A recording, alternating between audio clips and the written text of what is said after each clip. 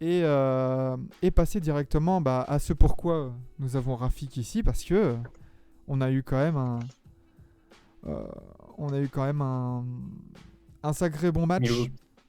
du côté des Bucks, qui ont eux aussi égalisé sans leur meilleur joueur, faut le dire. Euh, Ouais. du coup, après un Game 1 marqué par les blessures de Tyler Hero, de Giannis, juste Enzo, est-ce que tu peux baisser ta caméra parce on peine à voir ta tête.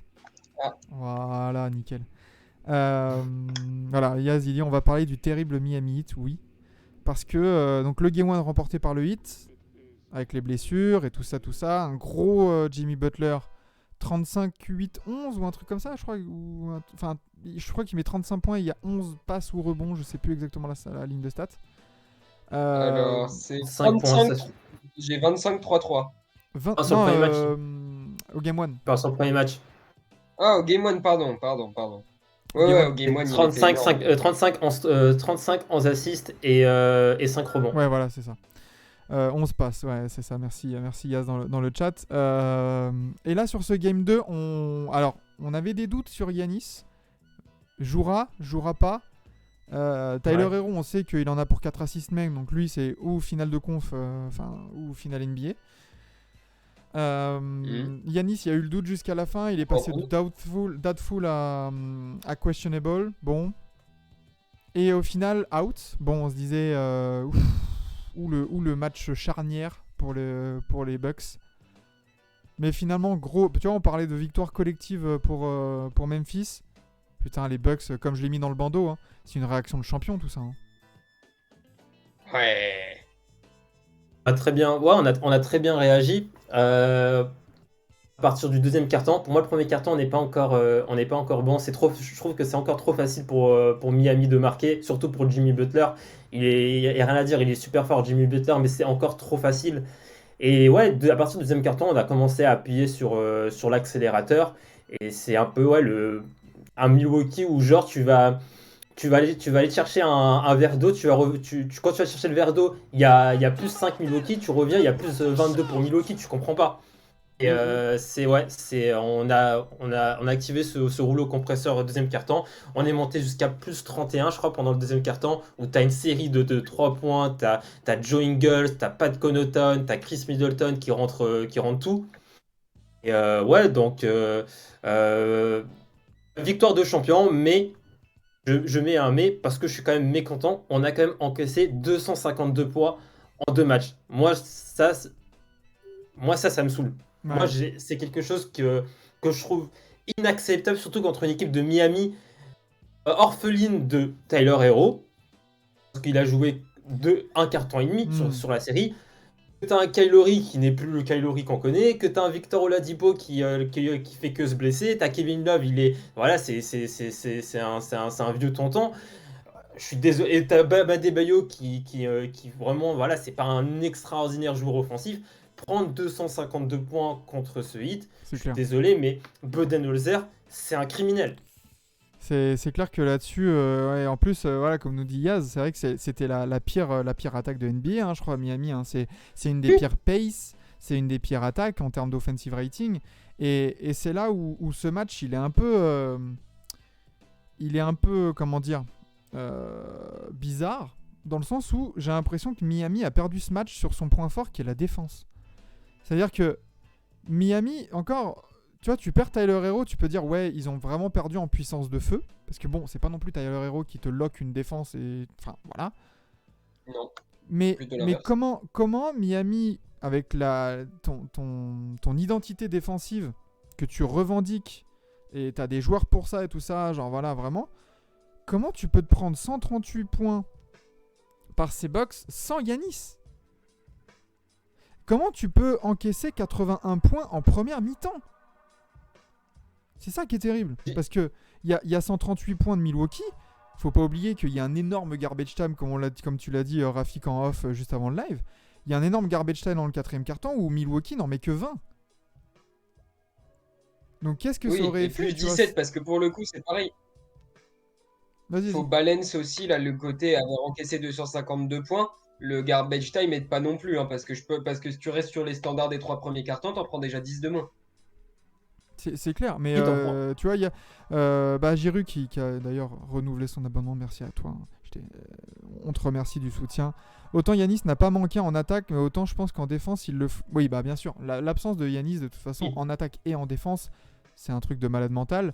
Mais comme tu dis, Enzo, oui, les 252 points là, c'est à contrebalancer justement avec ce gros garbage time, mais ça n'empêche que. Beaucoup trop. Voilà. On en prend 130 Mais tu premières t'es fait. premiers matchs. Là, ok, il y a un garbage time, mais allez, admettons qu'il n'y ait pas de garbage time et qu'ils en mettent une vingtaine. Ça reste qu'on a pris quasiment 240 points sur 2 rencontres. Je suis désolé, c'est énorme Ouais. quand t'es le 4e defensive rating de NBA, quand tu as l'ambition de gagner le titre NBA cette saison, surtout que c'est contre une équipe de Miami qui est 30e au offensive rating, et je suis désolé, mais c'est pas comme si Butler c'était un scoreur genre qui va te mettre 10-3 points dans un match, c'est que du 2 points, du 2+1, donc c'est pas non plus du scoring où genre ça monte très très vite. Et moi, c'est pour ça que j'en veux à Budenholzer. Pour moi, Budenholzer est un criminel depuis le début de la série et il est très nul. Pour moi, c'est peut-être le deuxième plus mauvais coach de ces playoffs. Je pense que Darvin Ham fait le miracle d'être moins bon que Budenholzer. C'est catastrophique, c'est catastrophique. Et si on en met 138, c'est aussi parce que on a enfin compris, peut-être que Budenholzer a enfin compris qu'il avait Brook Lopez et Bowie Portis, deux très grands, et qu'en face il n'y avait que Bam Adebayo, C'est et ça. qu'il fallait peut-être jouer à l'intérieur. C'est ça, mais Brook Lopez, 25 points. Giroud, ouais, pour moi, sur la série, il n'y a pas de débat entre les deux équipes. Je pense que Miami a chopé son match, c'est bien joué, ciao. Bon, de toute façon, Ouais. quand on avait fait nos brackets, Enzo, je pense que tout le monde mettait Milwaukee gagnant et un peu de loin. Hein, 4-1, 4-0, Ah 4-2, bah, mais grand j'avais un max. sweep, hein. Mais J'avais un sweep. J'ai été très étonné du premier match. Après, bon, il c'est y a des des circonstances, circonstances tu vois. exceptionnelles. Et là, pour le coup, à la limite, tu parles du secteur intérieur, mais c'est pas là où vous avez vraiment, entre guillemets, gagné, hein. C'est putain, qu'est-ce que Miami. Bah, les deux équipes ont pilonné, mais qu'est-ce que Miami s'est fait pilonner à distance. Ah, 3 points, record de franchise. 51% Hein. à 3 points collectivement pour Milwaukee. 20, t'en prends 25 dans la. T'es Miami, t'en prends 25 dans la gueule, 51%, 25 sur 49 à 3 points. C'est d'une violence. Waouh! En Non, fait, non, en fait, Ingles, ça part de l'intérieur. Holiday, Grayson Allen, Bobby pas de Portis, Connaughton, Chris pas de Middleton, Connaughton tout le hier, monde. putain. Pat Connaughton, énorme. En fait, ce que je veux dire, c'est que le match part de l'intérieur, en fait. Le match, en fait, c'est d'abord, on les assomme à l'intérieur, et vu qu'ils se font assommer à l'intérieur, ils commencent à aller en aide pour Bam, commencer à aider à l'intérieur, et c'est Ça, là c'est où le on principe commence de Giannis. à trouver de l'espace à 3 points, et on commence à les pilonner. Mais c'est vraiment parce que, Bah, au match 1, on ne joue pas à l'intérieur. Brook Lopez, je crois qu'il shoot peut-être 6 fois au premier match, et dont 3 à longue distance, hein. Il met que 4 tu points. recrées ce que fait d'habitude Giannis, en fait. Mm. D'habitude, c'est Giannis qui attire les défenses à l'intérieur et qui ressort sur tout le monde. C'est ça? Et puis là, du coup, ouais, t'as un duo Lopez-Portis. Lopez là, qui shoot 17 fois du coup et seulement une fois à 3 points. Donc voilà, bel apport intérieur. Ça shoot à 12 sur 17. Bobby Portis 5 sur 9 au tir pour 38 points cumulés. Bobby Portis qui prend toujours qui fait toujours son double-double avec les rebonds. C'est parfait. C'est parfait tout simplement. Et c'est là où, alors déjà, moi, ce que j'ai remarqué aussi, je sais pas pourquoi il avait pas joué au premier match. Peut-être que tu pourras me dire, Rafik.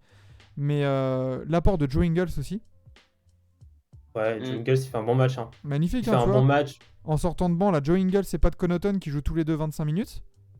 Bah bordel, c'est là où on se rend compte que la profondeur de banc de Milwaukee, Miami ne l'a pas du tout. Clairement, clairement. Après, plus tard dans les playoffs, la présence de Joe Ingles, elle posera d'autres problèmes au niveau défensif. Ouais, ça peut être un problème. C'est pas le joueur le plus athlétique, on le sait tous. Et défensivement, il peut être ciblé. Après, on Il peut faire progresse confiance aussi. sur son intelligence. Il a quand même une très bonne intelligence de jeu et il peut. C'est comme aussi. Bon, Al Horford a quand même un certain physique, mais Al Horford, pour moi, c'est plus une défense intelligente qu'une défense physique. Donc, Joe Ingles, tu peux aussi te dire que il peut être intelligent dans sa défense et ne pas prendre bouillon comme peut prendre un Grayson Ouais. Allen qui, lui, n'a pas le physique et n'a pas l'intelligence pour pouvoir bien défendre. Non, non, clairement. Et par contre, donc grosse, tu vois, next man up un peu du côté des Bucks. Giroud il nous dit ouais, Bud il pue la merde sur le premier match, ça a été une cata, il s'en sort sur le deuxième. Mais c'est un criminel, il a raison, c'est un criminel, Budenholzer. Mais du coup, concernant Miami, je trouve que ce match aussi illustre ce dont on avait parlé quand on avait un peu évoqué leur play-in. C'est l'incapacité à Miami d'avoir du scoring régulier et fiable. C'est-à-dire que tu sais que tu as Jimmy Butler qui a commencé fort mais qui finalement ne shoot que 12 fois sur le match. Et c'est un peu ce que je reproche aussi dans ces matchs-là. Quand tu as pris le premier et que t'as pas Giannis en face, je trouve que ça a baissé les bras beaucoup trop vite du côté de Miami et qui shoot que 12 fois, ça me gêne un peu, tu vois. Mais, ouais, la prise de responsabilité. Oui, c'est ça. Après, t'as Adebayo. Tu sais pas non plus sur quelle version d'Adebayo tu vas tomber. De quoi? Non, rien, je faisais une vanne. Mais voilà, Adebayo, tu sais pas si un jour ça va être Hakeem Olajuwon ou si ça va être Bismack Biyombo, tu vois, tu sais pas sur lequel tu vas tomber. Et après, voilà, il y a Yaz qui nous dit Tyler Hero. Oui. Mais au-delà de ça, tu vois, Strus, s'il est dans son jour, en fait, le truc, c'est que absolument tous les joueurs, c'est que du streaky. Max Strus. C'est ça, c'est toujours s'il est dans son jour. Voilà, Max Strus, c'est ça. Duncan Robinson, qui a été dans le 5 majeur, c'est pareil. Kyle Lowry, il a fait un play-in de malade mental. Là, il redescend. Oladipo, c'est pareil. Caleb Martin, c'est pareil. Et en fait, quand tu te confrontes à une défense aussi solide et concentrée que celle des Bucks, bah en fait, ce côté streaky, ça pèse de moins en moins, en fait. Et c'est pour ça que je suis pas vraiment confiant pour le hit, quoi. Je pense que les 3 prochains matchs ils vont être pour Milwaukee. Milwaukee va aussi monter en régime. Là, je critique beaucoup Budenholzer et je pense à juste titre, mais je m'attends à ce que Milwaukee monte en régime. Si ce n'est pas le cas, c'est réellement un criminel, Budenholzer. Et pour moi, la seule lueur d'espoir côté Miami, et ça va peut-être un peu bizarre, c'est Gabe Vincent. Ce joueur-là est très fort contre Milwaukee. Je sais pas ce qu'il a contre Milwaukee, mais je pense il est à 25 ou 26 points de moyenne contre Milwaukee, ce mec. Quand il joue contre Milwaukee, il est trop fort. Sur la double confrontation qu'il y a eu en 2 jours, je crois que c'était en décembre ou en janvier, Milwaukee-Miami, c'est 27 et 28 points qui nous met Gabe Vincent. Et hier soir, il met 16 points en 21 minutes. Mais tu vois, tu sens qu'il peut prendre ce petit coup de chaud. Tu sens que c'est peut-être le joueur qui peut apporter du danger à côté de Butler. Bam Adebayo, franchement, si Brook Lopez il n'était pas bridé par les idées bizarres de Budenholzer, Adebayo il peut faire une série à 12 points de moyenne. Hein. Ah mais clairement. Et la question d'Adebayo, déjà l'année dernière, on se l'a posée parce qu'il avait été décevant. Attention, et est-ce que du coup là on parle beaucoup des joueurs, est-ce qu'on du côté de Miami, est-ce qu'on touche pas aussi les limites d'une construction d'équipe bancale? Est-ce que ce système et cette envie toujours de prendre des undrafted et tout ça, est-ce qu'à un moment donné, tu t'es pas foutu dans la merde tout seul avec tes multiples contrats max à 30 millions là, parce que faut pas oublier que là pour l'instant il y a 3 joueurs à 30 millions, il y en aura bientôt un 4e avec Tyler Hero. Robinson à 18 millions. Voilà. Le sign and trade de Kyle Lowry, les supporters du 8 en font encore des cauchemars. Hein. Enfin franchement, c'est pas loin d'être le pire contrat de la ligue. Hein. Franchement, c'est terrible. Hein. Aussi avec Duncan Robinson. Hein. Oui, mais en soi, c'est redevenu Jimmy Neutron. Le truc, c'est que moi, après, ce que j'ai pas compris aussi du côté de Miami, c'est que dans ton run de 2020, t'as Duncan Robinson qui est plutôt bon, quand même. Et du jour au lendemain, il a été totalement mis hors de la rotation. Oui, il y a des problèmes défensifs et tout ça, mais quand il peut t'apporter des points et son spacing, en fait, te permet de trouver des solutions. Mais encore 18 millions, bon, c'est pas Beaucoup, non 18 plus. millions. C'est pas Kyle Lowry Non. qui est payé près de 30 millions pour prendre 3 charges dans le match, quoi. Enfin, tu vois. Non, mais les deux sont des. Laurie est un contrat plus dégueulasse que de Robinson, hein, clairement. Ah bah Clairement. Mais c'est en fait, je voulais. C'est l'addition en fait, l'addition Ouais. de mauvais contrats. Bah, c'est ça. C'est-à-dire qu'en gros, là, t'as limite 50 millions qui te rapportent que dalle. Ouais, puis après, c'est toute cette accumulation, tu vois. On en parlait de Max Truss, Gabe Vincent, Caleb Martin. Tout ça, pour moi, c'est le même profil de joueur, type de joueur. Et bah ouais, tu peux pas compter dessus quand le niveau il s'élève, quoi, tout simplement. Et au-delà, il y a ça, et le fait aussi que PJ Tucker n'est pas été remplacé, tout simplement. C'est que on parlait tout à l'heure de la faiblesse, de la performance. Mettons un peu l'accent sur le positif. La performance du duo Brook Lopez-Bobby Portis, parce qu'à l'intérieur, à Miami, t'as personne. Ta rotation, c'est Kevin Love et Cody Zeller.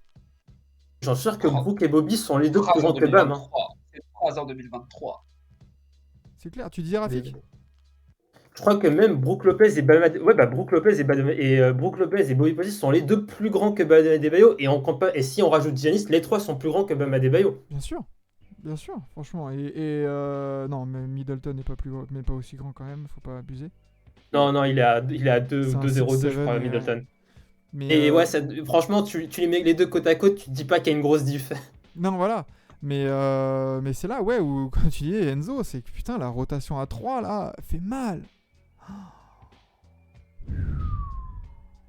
Et c'est pour ça que cet été, Miami, il y a vraiment des choix à faire. Sur quoi tu pars? Est-ce que tu pars sur un projet win now ou est-ce que tu pars sur un projet à long terme un peu plus sur du héros Adebayo qui sont dans la même timeline et qui sont prolongés? Il y a vraiment des grosses questions qui se posent. Le projet Win Now, il est mort, hein, je pense. La question, c'est comment tu arrives à faire ta transition, et c'est vraiment pas évident avec ce genre de contrat. En fait. C'est clair. Giroud, ouais, face aux Bucks, ça passe au calme. En vrai, une défense avec Love et Zeller. Yanis, c'est qui en fait? Oui, voilà, c'est ça. Cody Zeller, le Yanis stopper, bien évidemment. Après, Kevin Love, hein, ça peut être un peu une kryptonite pour Giannis dans le sens où il est très très bon pour aller chercher pour aller provoquer des passages en force. Et bon, après, je pense qu'après, c'est un peu une parodie. Il rentre un peu dans la parodie. Il ne fait que ça maintenant. Mais voilà. il ne fait vraiment que ça. C'est une catastrophe défensive. C'est une catastrophe. Kevin Love. Il fait que ça. Or, Giannis, contrairement à ce que beaucoup de gens disent, c'est tout sauf un tout droit. Et il est suffisamment technique et il maîtrise suffisamment les Eurostep et les trucs comme ça pour l'esquiver, Kevin Love, quand il fait ce genre de trucs. Donc typiquement, je suis vraiment pas sûr que ce soit le genre à être une kryptonite, justement. Non, c'était clairement pour rentrer dans la blague de Badjirou. Là, c'est méta, là. Mais donc ouais, et il va le stopper avec de l'amour. Voilà, c'est ça. Tu sais, comme le gif du rock qui lève la main comme ça, genre, arrête. C'est ça, avec un gros câlin. Tu es trop fort, arrête. Oh, désolé, faut que je m'arrête. Messieurs, il y a un homme qu'on n'a pas cité pour l'instant, c'est le match de Monsieur Jrue Holiday, qui lâche quand même un 24-5-11. Rafik, toi, l'impact de Jrue Holiday, là, comment tu l'as noté avec l'absence de Giannis, là? C'est peut-être le meilleur joueur côté Buck, hein, avec Brook Lopez. Hein. On attendait à ce qu'il réagisse en termes de scoring par rapport à son premier game où il fait un 4 sur 16 et que malgré qu'il ait fait 16 assists, qui est une très très belle performance en playoff, donc le côté playmaking, il n'y avait rien à dire, mais on s'attendait quand même à ce qu'il score, ce qu'il n'a pas fait au premier match. Et là, il fait un très bon match offensivement, mais aussi défensivement. Hein. Parce que Butler prend 12 shoots, mais il est quand même assez ralenti par Jrue Holiday. On sent que Jrue Holiday, tout le long du match, commence à un peu rendre la tâche difficile à Butler. Ça commence à être difficile pour Butler de prendre 2 tirs. Butler prend rarement des tirs à 3 points. Et regardez, dans ce game-là, il en prend 4. Hein. Ça montre à quel point l'accès au panier commence à être difficile grâce à la défense de Jrue Holiday. Et ouais, franchement, je vais même dire que c'est le meilleur Buck l'année dernière. Le match dernier, c'est le meilleur Buck. Il a été bon dans le shoot, à la passe, il a pris du rebond, il a fait de la très bonne défense. Ouais, meilleur Buck hier, clairement. Non, et puis il t'apporte voilà, tout ce qu'il sait faire. Au moins, là, tu t'attends à ce que ce genre de joueur, Drew, qui est un peu une troisième option, maintenant que Chris Middleton il est revenu quand même et a repris son rythme et tout ça, et je trouve qu'il revient même très bien. Mais voilà, t'attends à ce que ce joueur qui est option 3 puisse step up justement quand le leader, que ce soit Chris Middleton ou Yanis, n'est pas là. Et il le fait bien. Et encore une fois, qui peut arrêter Jrue Holiday chez ce 8? Personne, mais t'as Gabe Vincent et Struss mais ils font de la peine, limite ils prennent des physiques et à chaque fois c'est panier. Parce C'est que panier. bon, Butler en fait, le problème insoluble pour le Heat dans ce cas-là, c'est que Butler va se mettre sur Chris Middleton, mais Jrue Holiday va s'amuser. S'il commence à se mettre sur Jrue Holiday, Chris Middleton, faut pas le laisser justement face à Max Strus ou Gabe Vincent ou ces mecs-là. Et si tu décides de mettre Adebayo sur ce genre de mec-là parce qu'il est assez mobile et tout, à l'intérieur tu te fais tabasser et en fait t'as juste pas les outils pour rivaliser. Simplement.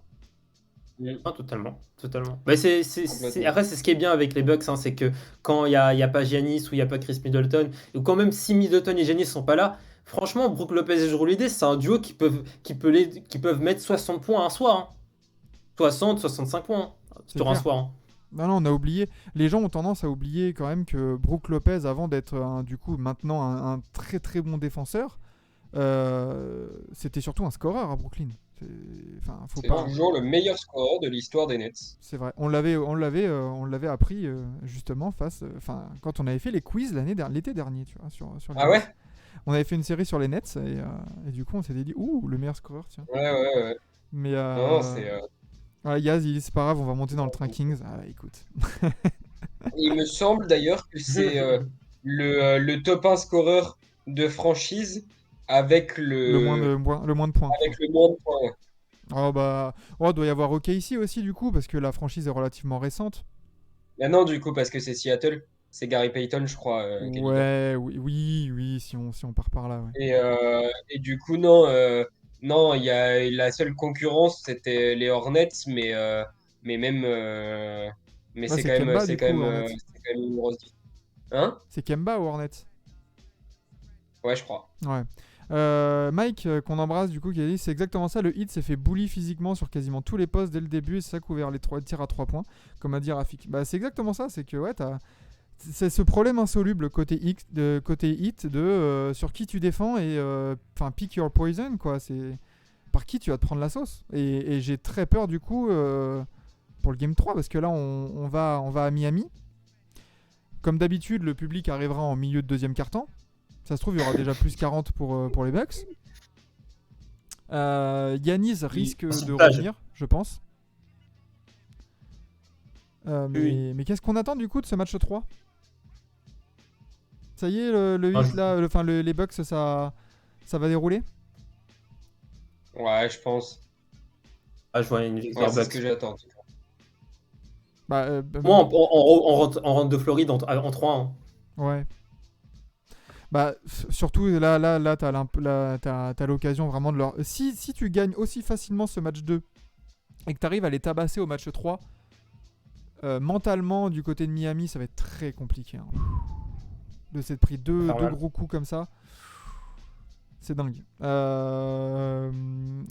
les Pelicans qui viennent après les Nets, après les Nets de Lopez. C'est AD et c'est 11 000 points aux Pelicans. Jiru, mais j'avoue, putain, c'est marrant. Genre, au Bucks, il y a une gigatour de plus de 2m15 qui est hyper puissante. Je l'avais pas vu au Game 1. Il était coincé en dehors de l'arc. C'est vrai. Et oui.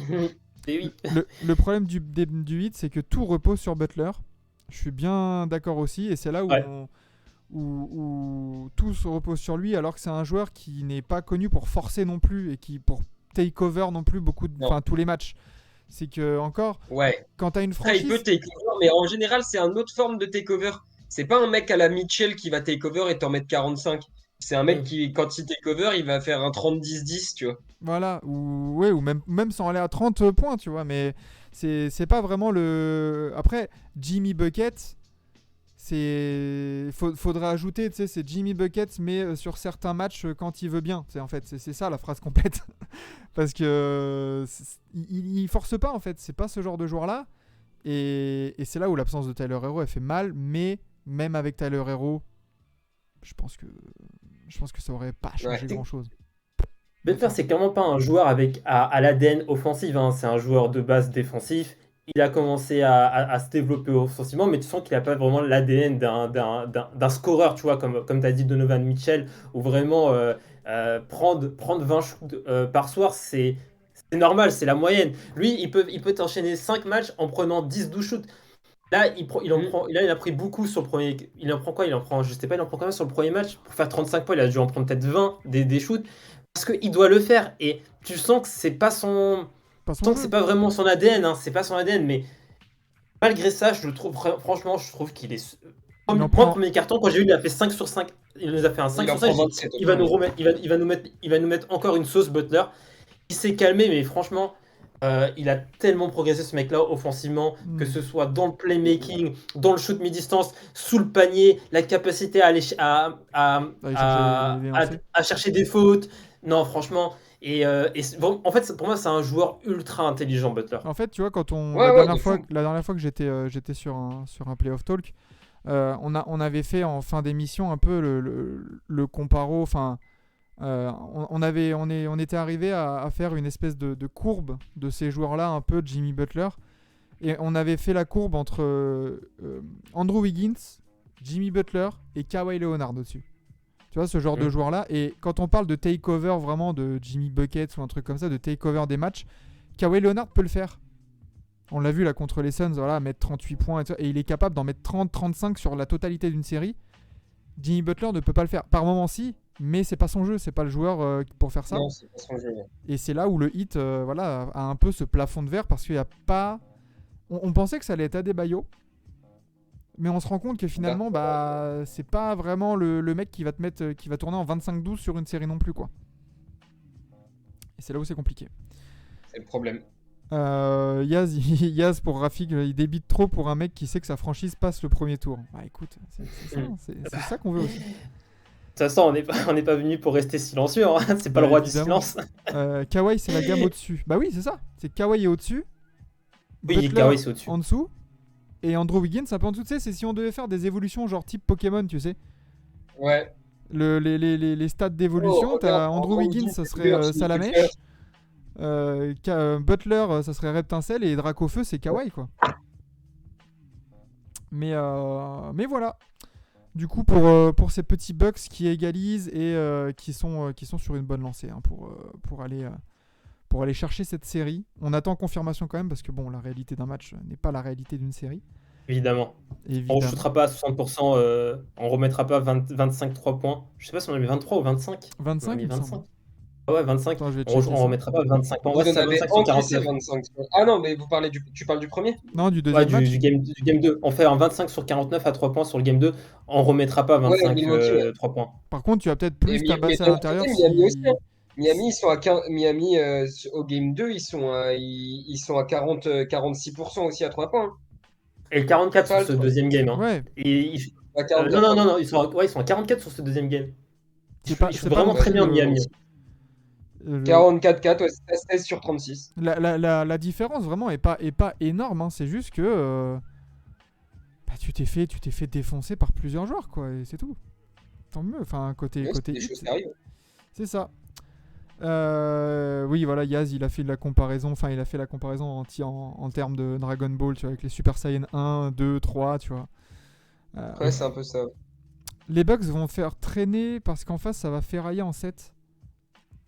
Non, vont pas faire traîner, justement. Peut-être. Je vois ce qu'il veut dire. Peut-être qu'ils n'ont pas envie d'arriver froid dans une éventuelle demi-finale de conférence. L'autre équipe arrive en rythme. Des balles dans le pied, Si tu finis en 5, t'as 2 matchs de diff, c'est quoi, 5 jours? Oui. Mais en plus, tu ouvres la possibilité à des blessures, tu ouvres la possibilité à des mauvaises surprises. Évidemment que je pense que déjà Game 5, c'est déjà pas mal. Hein. Game 5, t'as déjà assez fait durer. Non, évidemment. Et je pense que Même là, le move d'avoir laissé au repos Yanis, ça se trouve, ils pouvaient jouer. Hein. Mais ils n'ont pas forcé parce que justement, je pense qu'ils croient trop en eux pour dire vas-y, Yanis, mets-toi un peu au frais, on va essayer d'avoir ce game 2. Et de toute façon, même s'il y avait 0-2, je pense que Yanis et les Bucks, ils peuvent aller gagner les deux là-bas sans problème. Quoi. Donc voilà pour ce petit débrief de Bucks Miami.